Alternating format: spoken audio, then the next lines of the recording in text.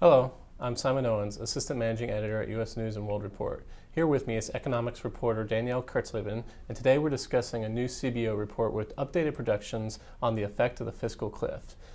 So before we get into this new report, what has the CBO said in the past about what kind of effect the fiscal cliff will have on the U.S. economy? Right. Well, it's issued a couple of projections this year. It started out with its January annual outlook on the economy and the budget, and what that showed was that starting in 2013, that GDP growth next year would be 1.1%, which is including the fiscal cliff.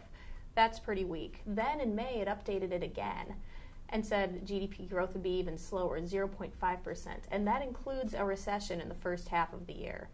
So all in all, it's looked pretty bleak already this year. And then, so what is this new one saying? Is it going to be better or worse than what their projections were? They're projecting even worse now. They're projecting that GDP growth altogether next year will be negative 0.5% if all of the fiscal cliff policies go into place, and that's a big if, of course. Mm-hmm. And is this anything like the debt ceiling debate, that the closer we get to the fiscal cliff, it could still damage us even if we fix it by the due date? Absolutely, and there is a case to be made that it's already damaging the economy. You have some hirers, especially defense contractors, with all of the sequestration cuts that are scheduled, who are already holding off on hiring.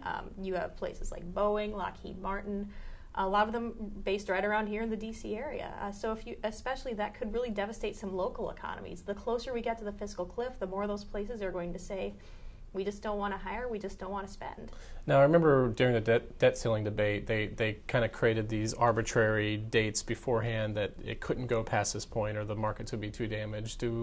Are any economists projecting like when we really should have this figured out?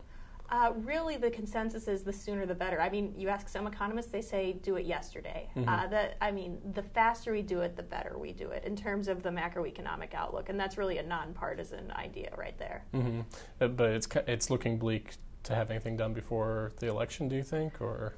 Yeah, that's a pretty fair assumption. I do focus more on the economics than the politics, but that really does seem, from my point of view, like a reasonable assumption. Mm-hmm.